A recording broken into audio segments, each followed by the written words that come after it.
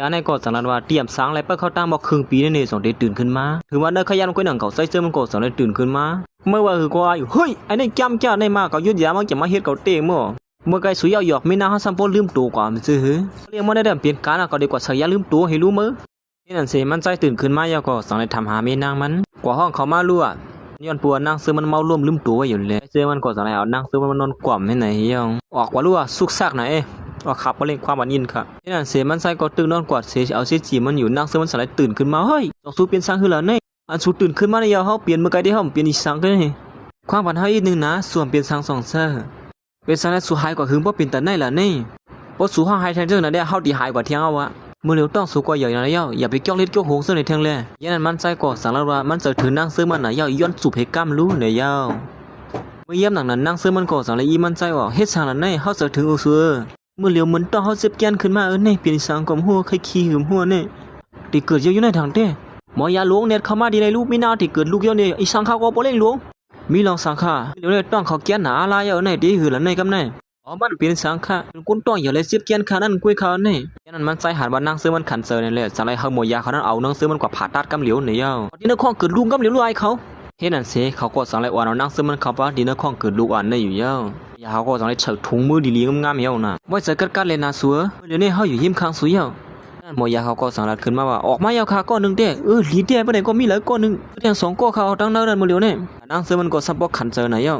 หมอยาเขาสั่งรัดคนยิ่งอ่อนอยู่ลีๆเขาเลยนะตึกเคิกล้วนเขา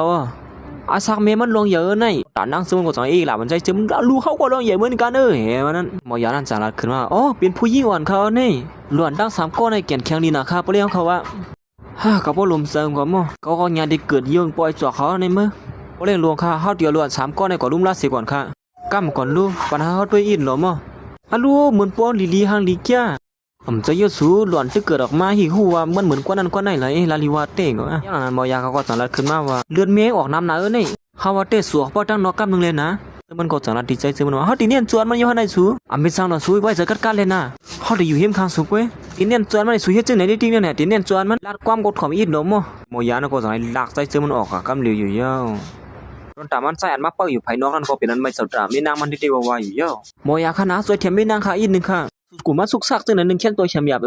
เขาก็สั่งให้อีกหลามันใจเมื่อกวางสู้ยุงบนหน้าล่างก็เลยมั้งขาเดียมยอมค่ะนะปัวมีนางขาเป็นกว่าอีสังกว่านี้ยอมว่าดีคือล่ะเมื่อเป็นโมยาก็เจอหรือให้เป็นโมยาไอ้ในมือสิมันใจก็คุบความไผ่นาโมยานั่นสิลูกย้อนเฮาโมยานั่นสวยเทียมมีนางมันเฮาไหลในว่านั้นสุยอย่าไปเฮ็ดจังไหนนะอันนี้มันเป็นปุนพรเฮาอยู่ยาวเฮ็ดนั่นสิโมยานั่นก็สั่งให้เขาว่าขึ้นดินของผ่าตัดนั่นอยู่ยาวตอนถามมันใจเตะไปนั่นบินอยู่เป็นเศร้าอย่างนี้แล้วว่าเป็นน้ำในเจ้าตัวตามมีนางมันที่ว่าหนังเขาย่ำหนังนั้นเตะเฮ็ดนั่นสิโมยานั่นก็สั่งให้ออกมาเป็นจังคือพองข้าโมยามือเหลียวนั่นเลือดนั่นออกแย่ว่ะตึกเกิดลูกเลยมีลองอ่อนๆอีกนึงเว้ยเพราะว่าลือเฮอลือจะปันนำแลลุ่มลาดด้วยถึงบันลีก็ที่แก่นแคมาเสลีมาขึ้นอยู่เว้ยโอ้ค่ะเป็นอันยินโจมบ่ยาเด็กๆเขานะเฮ็ดนั่นเสมันใส่ก็มันนอนเสเปิ้นนั่งเสือมันอยู่เฮ็ดนั้นเมื่อย่ำหนังนั้นก้อยหนังเก่านั่งเสือมันก็สั่งให้ตื่นขึ้นมาเฮาสุดนั้นหูตัวยาวได้มาสมาเจ็บทีละพองเป็นจื้อหือพองล่ะอ้อมเป็นสังลูกเฮารู้เป็นจื้อหือพองเฮาบ่ฮู้นะ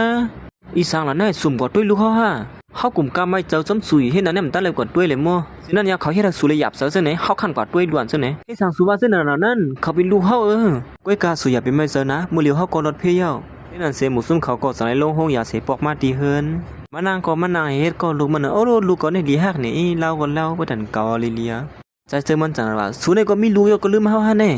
สุดนั้นปอกมามื้อละแน่ยันนั้นมันใส่ก็สั่งให้ขอว่านางเสือมันขึ้นมาเสไปเฮ็ดจังไหนนะสูลูกเฮาตึกตัวอยู่แน่มันเขาลือเฮือตีเนี่ยเฮาขึ้นมานอนดังเหนือเหียล่ะบ่ไหนก็มันใจก็สั่งให้ขอว่านางเสือมันเสขึ้นมาเหนือเฮือนนั่นอยู่ยาวเฮาตึกมีลูกเก้แน่สุริยันขึงซื่อหือเที่ยงแน่อำเป็นช่างเด้อเฮ็ดนั่นสิเจ้าข้าก็เป็นอันยาวกว่าที่ในเหี่ยวเหมือสูงค่ะ